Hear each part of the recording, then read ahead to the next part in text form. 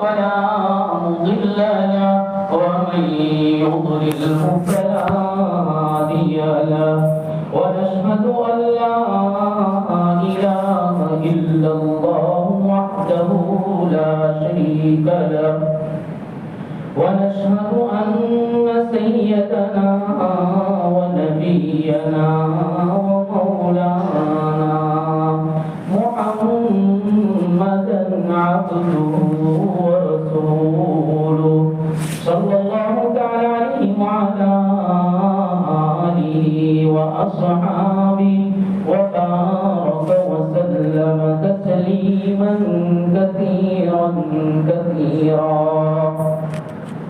أما بعد فأعوذ بالله من الشيطان الرجيم بسم الله الرحمن الرحيم والذي جاء بالصدق وصدق به أولئك هم المتقون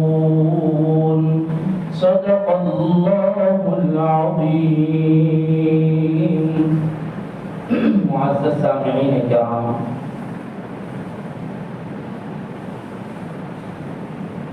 آج کی اس مجلس میں خلیفہ اول بلا فصل امیر المؤمنین خلیفۃ المسلمین عبداللہ ابن ابی قحافہ یعنی حضرت ابو بکر صدیق رضی اللہ عنہ، ان کی سیرت، ان کے مناقب، ان کے فضائل، اس کی تھوڑی سی جھلک گوش گزار کرنا ہے۔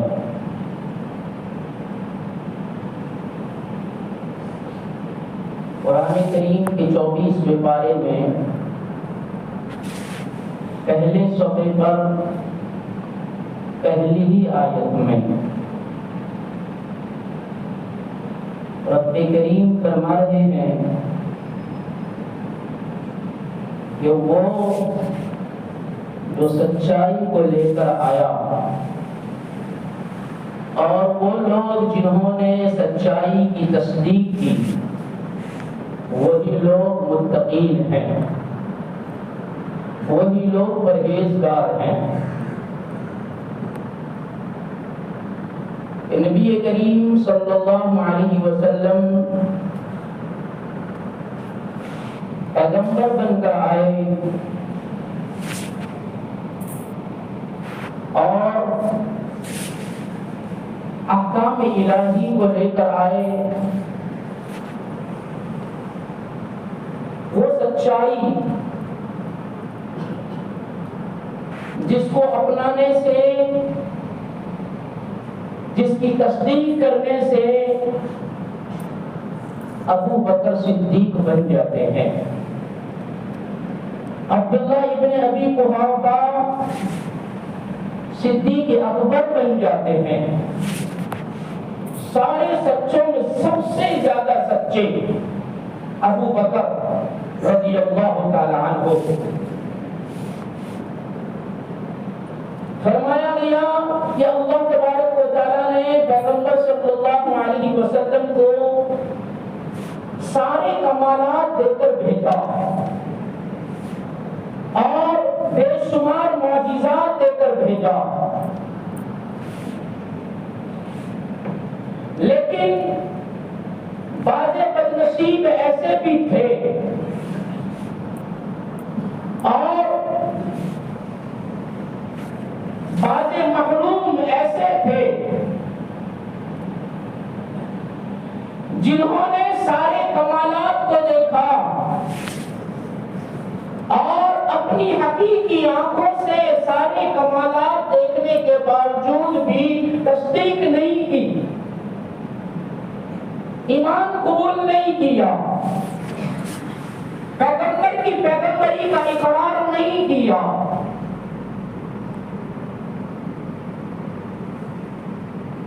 اتنا دیکھا، اتنا قریب سے دیکھا اور ایسے کمالات دیکھے کہ تمثیل کے طور پر، ایگزامپل کے طور پر، داخلہ طریقے، مثال کے طور پر ابو جہل کو اٹھا کر دیکھ لیجئے کہ جو ہاتھوں میں کنکر لے کر آتا ہے اور پوچھتا ہے بتاؤ اس ہاتھ میں کیا ہے، اگر آپ بتا دیں گے تو ہم آپ پر ایمان لے آئیں گے، میں آپ کو نبی مان لوں گا۔ محمد رسول اللہ صلی اللہ علیہ وسلم فرما رہے ہیں میں نہیں کہتا کہ تیرے ہاتھ میں کیا ہے، اگر تیرے ہاتھ میں جو چیز ہے وہ بتا دیں کہ میں کون ہوں تو کیا کرے گا؟ کہا کہ اگر وہ میرے ہاتھ میں جو چیز ہے اگر بتا دیں کہ آپ کون ہیں تو آپ پر میں ایمان لے آؤں گا۔ ہاتھوں میں جو کنکر دبا کر لایا تھا، اپنی مٹھی میں بند کر کے لایا تھا، وہ کنکر گواہی دیتے ہیں، نبی کی نبوت کی شہادت دیتے ہیں، لیکن اتنا بڑا کمال دیکھنے کے بعد بھی محروم رہا۔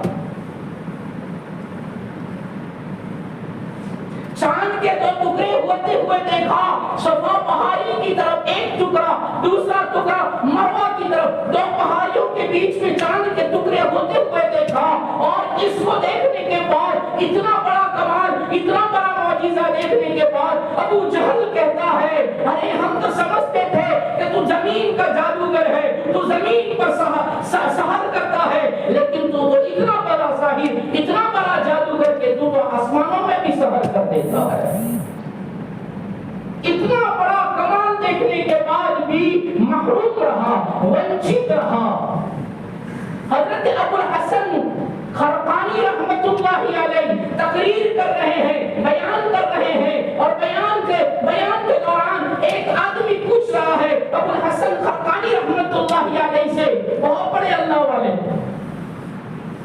ابو الحسن خرقانی سے کہہ رہے ہیں کہ آپ بایزید بستامی پہ کے سجادے ہیں، آپ ان کے مرید ہیں، آپ نے بایزید بستامی کو دیکھا ہے، آپ بایزید بستامی کو کیسا دیکھتے ہیں، بایزید بستامی کے بارے میں کیا کہتے ہیں؟ ابو الحسن خرقانی رحمت اللہ علیہ فرماتے ہیں بایزید بستامی کے چہرے کو جو دیکھ لیں اس کو ایمان مل جائے۔ بایزید بستامی کے چہرے کو دیکھ کر لوگ ایمان قبول کرتے تھے، تو وہ اٹھنے والا پوچھنے والا ابو الحسن خرقانی سے کہہ رہے ہیں یہ کیسی بات کرتے ہیں کہ بایزید بستامی کے چہرے کو دیکھنے سے لوگ ایمان لاتے تھے، محمد رسول اللہ کو تو مکہ والوں نے دیکھا، ہزاروں مرتبہ دیکھا، پھر بھی ایمان نہ قبول کیا، کیا نبی کا چہرہ دیکھ کر لوگ ایمان نہ لائے؟ وہ کھڑا ہونے والا کہتا ہے ابو جہل نے ہزاروں مرتبہ محمد رسول اللہ کو دیکھا، پھر بھی اس کو ایمان نہ ملا۔ حضرت ابو الحسن خرقانی رحمت اللہ علیہ مسند پر بیٹھے ہیں، اور مسند پر بیٹھ کر اللہ کی قسم کھا لی، اور قسم کھا کر کہنے لگے، ابو الحسن خرقانی قسم کھا کر کہتا ہے ابو جہل نے محمد رسول اللہ صلی اللہ علیہ وسلم کو ایک مرتبہ بھی نہیں دیکھا۔ وہ آدمی کہنے لگا آپ کیسی بات کرتے ہیں، اور آپ نے تو قسم اٹھا لی، یہ تو نبی کا چچا ہے، نبی کا رشتہ دار ہے، نبی کو دیکھا ہے، نبی کا قریب رہا ہے، اور آپ کہتے ہیں قسم کھا کر کہ ایک مرتبہ بھی محمد رسول اللہ کو نہیں دیکھا۔ ابو الحسن خرقانی کہتے ہیں میری سفید داڑھی ہو گئی، بال سفید ہو گئے، میں مسجد پر بیٹھ کر پھر قسم کھاتا ہوں کہ ابو جہل نے محمد رسول اللہ کو نہیں دیکھا۔ تو وہ آدمی کہنے لگا تو پھر کیا دیکھا؟ وہ کہنے لگا اس نے دیکھا محمد بن عبداللہ کی حیثیت سے، اس نے محمد رسول اللہ کی حیثیت سے نہیں دیکھا، اگر وہ رسول اللہ کی حیثیت سے دیکھتا تو اس کو ایمان مل جاتا، لیکن اس نے محمد بن عبداللہ کی حیثیت سے دیکھا، وہ رسول مانتا ہی نہیں تھا، اگر رسول مان کر چہرے کو دیکھتا تو اس کو ایمان مل جاتا، وہ تو عبداللہ کا یتیم سمجھتا تھا اور یتیم سمجھ کر دیکھتا تھا، اس لیے وہ ایمان سے محروم رہا، ورنہ نبی کا چہرہ تو وہ ہے۔ عبداللہ ابن رواحہ رضی اللہ عنہ فرماتے ہیں کہ اللہ اگر اپنے نبی کو، اپنے پیغمبر کو معجزات نہ بھی دیتا، ایک بھی معجزہ نہ دیتا، ایک بھی کمال نہ دیتا، نبی کریم صلی اللہ علیہ وسلم کا چہرے انور ہی ایسا تھا کہ جو چہرے کو دیکھ لیتا اس کو ایمان مل جاتا۔ اتنے عظیم پیغمبر، اتنے کمال والے پیغمبر، وہ خود فرماتے ہیں، اللہ کے رسول صلی اللہ علیہ وسلم فرماتے ہیں اور لوگوں میں نے جس پر بھی ایمان کو پیش کیا، میں نے جس کو ایمان کی دعوت دی، اس نے مجھ سے دلیل مانگی، اس نے مجھ سے نبوت کی دلیل مانگی۔ آپ نبی ہیں اس کی دلیل دو، پیغمبر ہیں اس کی دلیل دو، رسول ہو اس کی حجت اور دلیل دو۔ ہر ایک نے دلیل مانگی۔ ایک ابو بکر تھا جس کے سامنے میں نے ایمان کو پیش کیا، اس نے بغیر دلیل کے میری بات کو مان کر کلمہ پڑھ لیا۔ اتنی عظیم ہستی، اتنا بڑا خلیفہ، اتنا بڑا انسان جس کو قرآن کہتا ہے والذی جاء بالصدق وصدق به اولئک هم المتقون، وہ جو سچائی کو لے کر آیا، صدق کو لے کر آیا اور جب پیش کیا تو اس سچائی کی تصدیق کرنے والے اولئک هم المتقون، وہی لوگ تقوی والے، وہی لوگ ایمان والے، وہی لوگ اللہ سے ڈرنے والے۔ ابو بکر صدیق نبی فرماتے ہیں جب ایمان پیش کیا بغیر کسی دلیل کے، لوگوں کو تو میں نے ہزاروں دلیلیں دی، لاکھوں معجزات دکھائے، لیکن پھر بھی انہوں نے تو منہ موڑ لیے، آنکھ بچولی کر دی، اپنے چہرے موڑ لیے، اعراض کر لیا، بہانے بنا لیے، جادوگر کہہ دیا، ساحر کہہ دیا۔ لیکن ابو قحافہ کا بیٹا ہے، جب میں نے اس کے سامنے ایمان کو پیش کیا، رب کی ربوبیت کو پیش کیا، نبی کی نبوت کو پیش کیا، بغیر کسی دلیل کے کہنے لگا میں تصدیق کرتا ہوں، میں ایمان لاتا ہوں، آپ کی بات کو تسلیم کرتا ہوں، اولئک هم الصادقون، وہی لوگ سچے ہیں، وہی لوگ تقوی والے ہیں، اولئک هم الصادقون، وہی سچے، وہی تقوی والے۔ کہ بنا سنو چراغ کے ایمان کو قبول کر لیا، یہ ابو بکر صدیق ہے جن کے بارے میں، جن کی شخصیت کے بارے میں، جن کے کمال کے بارے میں، جن کی مناقب کے بارے میں کیا عجیب داستانیں بیان فرمائی ہے۔ آؤ میں تمہیں ترمذی شریف کی روایت سناؤں۔ ترمذی شریف کی روایت میں جب اللہ کے رسول صلی اللہ علیہ وسلم 1400-1500 صحابہ کو فرما رہے ہیں چلو ہمیں عمرے کے لیے جانا ہے، مدینہ سے مکہ جانا ہے، عمرہ کرنے کے لیے جانا ہے، 1400-1500 صحابہ ہے، احرام باندھ لو، مدینہ سے میقات ہے، مکہ جانا ہے، احرام بندھوا لیا، میقات آ گئی، احرام باندھ لیے ہیں، مدینہ سے احرام باندھ کر مکہ کی طرف روانہ ہوئے ہیں۔ جب مقام حدیبیہ پر پہنچے ہیں، مقام حدیبیہ پر پہنچنے کے بعد جب مکہ والوں کو پتہ چلا، مکہ والوں نے راستہ روک لیا، عمرے کے لیے نہیں جانے دیا۔ لمبی چوڑی داستان، وقت کے اختصار کی وجہ سے مختصر کرتے ہوئے جب حدیبیہ کے مقام پر روکا گیا اور کہا گیا آپ عمرہ نہیں کر سکتے ہیں، پھر صلح کی بات آئی اور صلح کے شرائط طے ہوئے، اور صلح کے شرائط بڑے بھیانک شرائط تھے، سارے دب کر صلح کی گئی ہے۔ اللہ کے رسول صلی اللہ علیہ وسلم نے فرمایا احرام کھول دو، ہمیں عمرہ نہیں کرنا ہے، واپس جانا ہے، احرام کھول دو۔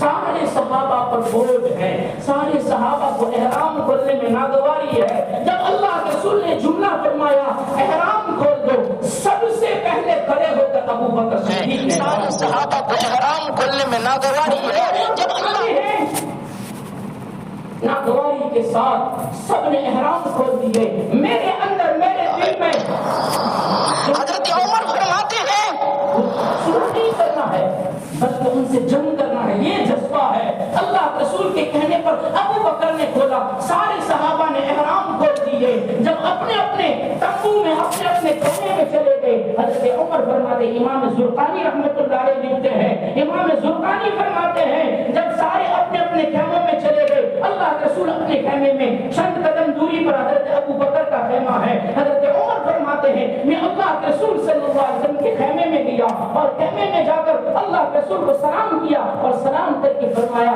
یا رسول اللہ کیا آپ سچے نہیں ہیں؟ کیا آپ سچے نہیں ہیں؟ اللہ کے رسول صلی اللہ علیہ وسلم نے فرمایا میں سچا ہوں۔ پھر کیوں آپ نے دب کر صلح کر لی؟ آپ نے کیوں احرام کھلوا دیے؟ اللہ کے رسول صلی اللہ علیہ وسلم نے فرمایا ابو بکر تجھ پر تیری ماں روئے، اللہ کے رسول صلی اللہ علیہ وسلم نے فرمایا، امام زرقانی نے لکھا، عمر تجھ پر تیری ماں روئے، محمد رسول اللہ اپنی ذات سے کوئی کام نہیں کرتا، اپنی ذات سے کوئی حکم نہیں دیتا، اس کو اس کا رب کہتا ہے، وہی حکم کرتا ہے، رب نے کہا اس لیے اتروایا ہے۔ حضرت عمر فرماتے ہیں میں باہر نکلا، باہر نکل کر چند قدم چلا، ابو بکر کے خیمے میں گیا اور ابو بکر کو سلام کر کے اندر داخل ہوا اور ابو بکر سے وہی سوال کیا جو اللہ کے رسول سے کیا تھا۔ قربان جاؤں ابو بکر کی فراست پر، حضرت عمر فرماتے ہیں وہی جواب ملا جو محمد رسول اللہ نے مجھے جواب دیا تھا۔ ابو بکر کیا اللہ کے رسول سچے نہیں ہیں؟ فرمایا عمر اللہ کے رسول سچے ہیں۔ پھر کیوں دب کر صلح کی، کیوں احرام اتار دیے؟ عمر تجھ پر تیری ماں روئے ہیں۔ ابو بکر نے اللہ کے رسول کا کلام نہیں سنا ہے، عمر سے جو کلام ہوا وہ نہیں سنا ہے، اپنے خیمے میں ہے، ابو بکر کی زبان بہو وہی الفاظ استعمال کر رہی ہے جو اللہ کے رسول نے فرمائے ہیں۔ عمر تجھ پر تیری ماں روئے ہیں۔ اللہ کے رسول اپنی زبان سے کوئی بات نہیں کرتے، اپنی زبان سے کوئی حکم نہیں لگاتے، اللہ جو کہتا ہے وہی اللہ کے رسول کہتے ہیں۔ حضرت عمر فرماتے ہیں میں واپس آیا، اپنے خیمے میں آیا، اس وقت تو بہت غصہ تھا، جب غصہ ٹھنڈا ہوا تو مجھ کو میرے دل نے کہا، عمر کہتے ہیں مجھ کو میرے دل نے کہا عمر تو ابو بکر کے ایمان تک کبھی نہیں پہنچ سکتا، ابو بکر کے ایمان تک تو کبھی نہیں پہنچ سکتا۔ ابو بکر کا ایمان کا پارا اتنا اونچا ہے کہ اس کے ایمان کے پارے تک کوئی نہیں جا سکتا، اتنی بڑی ہستی ہے، اللہ کے رسول صلی اللہ علیہ وسلم کے ساتھ میں رہے ہیں، ہر وقت رہے ہیں۔ حضرت ابو الدرداء رضی اللہ عنہ فرماتے ہیں کہ جب اللہ کے رسول صلی اللہ علیہ وسلم نے ایک مرتبہ فجر کے بعد کہا لوگوں وقت کے بعد ملاقات کیا کرو، اس سے محبتیں بڑھتی ہے، روز روز آنے والے سے محبتیں کم ہو جاتی ہے، وقفے سے ملا کرو۔ راوی ابو الدرداء رضی اللہ عنہ فرمایا ایک دوسرے کو وقفے سے ملاقات کیا کرو، تھوڑے دنوں کے بعد ملا کرو تاکہ محبت زیادہ ہو۔ ابو بکر نے یہ آواز سن لی، ابو بکر نے یہ بات سن لی، ابو بکر ظہر کے بعد چلے گئے، عصر کے بعد چلے گئے، مغرب پڑھ کر چلے گئے۔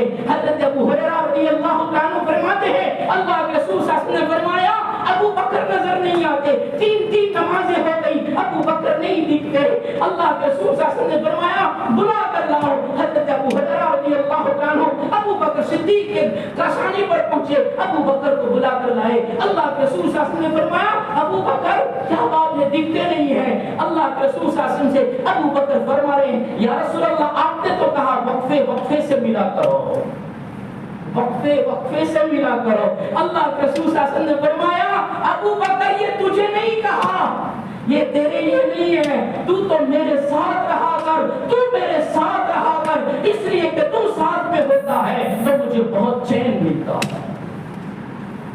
ابو بکر پھر فرمایا اللہ کے رسول صلی اللہ علیہ وسلم نے ابو بکر تو میرا صرف یہاں کا ساتھی نہیں ہے، تو حوض کوثر پر جب میں جام تقسیم کروں گا حوض کوثر بھی تو میرے ساتھ رہے گا۔ اتنا بڑا مقام، وہ ابو بکر کہ حضرت عقیل رضی اللہ عنہ ابو طالب کے بیٹے ہیں، حضرت علی کے بھائی ہیں۔ حضرت عقیل جب ایمان لائے، جوانی کا عالم ہے حضرت عقیل کا، اور وہ ایمان لائے، اللہ کے رسول صلی اللہ علیہ وسلم کو بہت خوشی ہوئی۔ اللہ کے رسول صلی اللہ علیہ وسلم نے حضرت عقیل سے فرمایا عقیل تیرے ایمان لانے سے مجھے دگنی خوشی ہوئی ہے۔ حضرت عقیل نے پوچھا کیسے دگنی خوشی ہوئی؟ تو اللہ کے رسول صلی اللہ علیہ وسلم نے فرمایا عقیل ایک تو تو میرا چچا زاد بھائی ہے، اور دوسرا اس وجہ سے کہ تیرے ایمان لانے سے تو میرا صحابی بن گیا، یہ دو چیزیں ایسی ہیں جس کی وجہ سے مجھے دگنی خوشی ہے۔ حضرت عقیل جوان ہے، حضرت عقیل فرماتے ہیں رضی اللہ تعالیٰ عنہ کہ ابو بکر کو دیکھتا تھا رشک آتا تھا، حسد نہیں تھا، رشک آتا تھا، ابو بکر کو دیکھتا تھا بغض نہیں تھا، لیکن ابو ابو بکر اللہ کے رسول صلی اللہ علیہ وسلم کے ہر دم ساتھ رہنے والے، ہر دم ساتھ رہتے۔ اللہ کے رسول صلی اللہ علیہ وسلم کو اپنا ذاتی کوئی کام ہوتا ابو بکر کو کہتے، گھوڑا سوارنا ہوتا ابو بکر میرا گھوڑا سوار دو، ابو بکر میرا یہ کام کر دو، ابو بکر یہ میرا کام کر دو۔ ہر کام میں ابو بکر کو، اپنی ذاتی کام میں ابو بکر کو لگاتے۔ حضرت عقیل فرماتے ہیں میں چچا زاد بھائی تھا، مجھے دل کے اندر یہ تھا کہ میں ابو بکر سے آگے بڑھوں۔ ابو بکر کو کوئی رشتہ دار نہیں ہے، ابو بکر کو چچا زاد بھائی نہیں ہے۔ حضرت عقیل فرماتے ہیں، عقیل ابن ابی طالب فرماتے ہیں میری سوچ یہ تھی کہ میں ابو بکر سے آگے بڑھوں۔ اللہ کے رسول صلی اللہ علیہ وسلم حضرت ابو بکر کو کوئی حکم دیتے اور گھوڑا سنوارنے کو کہتے، گھوڑا لانے کو کہتے، میں دوڑتا ہوا جاتا، ابو بکر کو کہتا اب پیچھے ہٹ جاؤ میں کروں گا۔ ابو بکر مجھے کرنے دیتے، ہر کام میں ان کو پیچھے کر دیتا اور ان میں کام کر دیتا۔ ابو بکر مجھے کرنے دیتے۔ ایک مرتبہ جمعہ کا دن آیا اور جمعہ سے پہلے حضرت ابو بکر کی عادت شریفہ تھی کہ مسجد میں سب سے پہلے آ کر مسجد کی صفائی کرتے اور مسجد نبی کی صفائی کرنے کے بعد صف اول میں بیٹھ جاتے، پہلی صف میں بیٹھ جاتے۔ حضرت عقیل فرماتے ہیں میں اس دن آیا اور جمعہ کے دن میں مسجد میں داخل ہوا اور مسجد میں داخل ہو کر میں نے ابو بکر کو کہا ابو بکر اٹھیے یہاں سے، یہاں مجھے بیٹھنا ہے۔ ابو بکر کھڑے ہو گئے۔ شاہ عبدالعزیز محدث دہلوی رحمۃ اللہ علیہ لکھتے ہیں ابو بکر کھڑے ہو گئے۔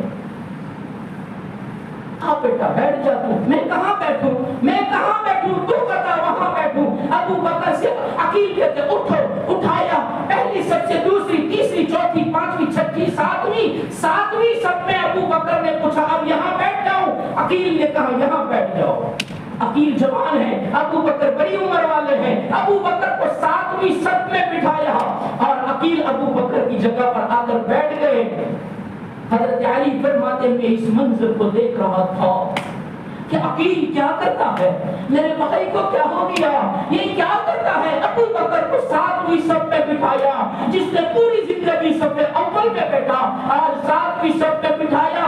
عقیل کے کہنے پر ابو بکر بیٹھ گئے۔ جب جمعہ پورا ہو گیا سب گھروں پر چلے گئے۔ حضرت علی نبی کریم صلی اللہ علیہ وسلم کے پاس آئے اور فرمایا یا رسول اللہ عقیل کو کچھ سمجھائیے، کیا ہوا؟ عقیل نے آج کیا کر دیا، کیا کیا؟ ابو بکر کو پہلی صف سے اٹھا کر ساتویں صف میں کر دیا۔ حضرت عقیل کی جب شکایت کی حضرت نبی کریم صلی اللہ علیہ وسلم نے فرمایا علی چھوڑ عقیل کی بات کو، یہ بتا میرے خلیل نے، میرے صدیق نے کیا جواب دیا، میرے صدیق نے اس کے ساتھ کیا کیا؟ حضرت علی کی آنکھیں برس پڑی اور بہتے ہوئے آنسوؤں سے حضرت علی فرمانے لگے یا رسول اللہ ابو بکر کی کردار پر قربان جاؤں، کیا ہوا؟ کہا عقیل نے جب پہلی صف سے اٹھایا اٹھ گئے اور اٹھ کر عقیل سے کہنے لگے بیٹا تو شہزادہ ہے، تو مشکات رسول ہے، تو خاندان نبوت ہے، میں تو خادم رسول ہوں، تو خاندان رسول ہے، تو جہاں کہے گا وہیں بیٹھ جاؤں گا۔ ساتویں صف میں بٹھایا۔ اللہ کے رسول صلی اللہ علیہ وسلم نے علی سے فرمایا عقیل کو بھی بلاؤ، ابو بکر کو بھی بلاؤ۔ ابو بکر بھی آ گئے، عقیل بھی آ گئے۔ ابو بکر سے اللہ کے رسول صلی اللہ علیہ وسلم نے پوچھا ابو بکر کیا ہوا آج جمعہ میں؟ کچھ بھی نہیں ہوا۔ کیا ہوا؟ کچھ بھی نہیں ہوا، میں نے سنا ہے کہ عقیل نے تیرے ساتھ یہ کیا۔ ابو بکر کی آنکھوں میں آنسو آئے، فرمایا یا رسول اللہ کچھ نہیں ہوا، وہ تو شہزادہ ہے، وہ تو خاندان نبوت ہے، میں تو خادم نبوت ہوں، اس نے کیا تو کیا ہوا، میں پیچھے چلا گیا، اس میں کیا ہوا؟ اس کو آگے بٹھایا۔ حضرت ابو بکر سے اپنا منہ نبی کریم صلی اللہ علیہ وسلم نے پھیر کر اب عقیل کی طرف کیا۔ عقیل کو کہا بھائی ادھر آ، اور سامنے بٹھایا اور کہا بھائی سن، ابو بکر کون ہے؟ عقیل کو سنا رہے ہیں اور فرمایا عقیل ابو بکر میرا وہ یار ہے، جب اہل مکہ مجھے تلواریں لے کر مارنے آتا تھا ابو لے کر کھڑا ہوتا تھا، کہتا تھا پہلے ابو بکر کے اوپر تلوار چلاؤ پھر محمد پر تلوار چلانا۔ جب سارا مکہ مارنے آتا تھا ابو بکر میرا سہارا بنتا تھا، میری ڈھال بنتا تھا، میرے سامنے کھڑا ہو جاتا تھا۔ عقیل سن،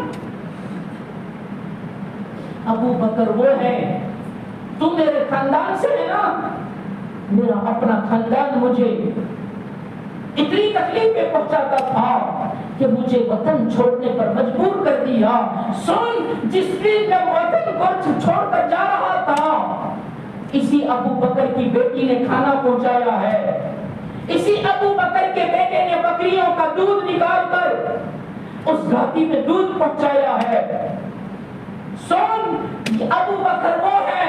عقیل، تو یہ سوچتا ہے کہ ذاتی کام ابو بکر سے کراتے ہیں، سن ابو بکر وہ ہے 600 سال سے انتظار کرنے والا سانپ جب اس گفا کے اندر، اس غار کے اندر اس کی ایڑی کو، اس کے قدم کو، اس کے پاؤں کو زخمی کر رہا تھا، ڈس رہا تھا، کاٹ رہا تھا، اس نے میرے خاطر زہر کو آنکھوں تک پہنچنے دیا اور اس کا پورا بدن نیلا پڑ گیا، لیکن اس نے اپنے حبیب کی نیند میں خلل نہیں ہونے دی۔ جب آنکھ کھلی ہے اس کی آنکھوں سے نکلنے والا پانی اور وہ آنسو جب تیرے بھائی محمد کے چہرے پر گرے ہیں، آنکھ کھلنے پر دیکھا تو ابو بکر کا چہرہ نیلا پڑ گیا ہے۔ پوچھا کیا ہوا؟ اندر کوئی چیز کاٹ رہی ہے۔ جب میں نے اس کو اپنا پاؤں ہٹا، جب اس سوراخ سے پاؤں ہٹایا وہ سانپ باہر نکلا۔ علامہ دمیری رحمت اللہ علیہ لکھتے ہیں جب وہ سانپ باہر نکلا اور باہر نکل کر اس نے نبی کریم صلی اللہ علیہ وسلم کا دیدار کر لیا، اللہ رسول نے اس سانپ سے کہا اب یہاں سے چلا جا، تو نے دیدار کر لیا جس کے دیدار کے لیے تو انتظار کرتا تھا، اب یہاں سے چلا جا، مجھے اور میرے رفیق کو ساتھ میں اکیلا رہنے دے۔ اس گھاٹی کی، اس گفا کی خلوتوں میں یہ ابو بکر تھا جس نے مجھے ساتھ دیا ہے۔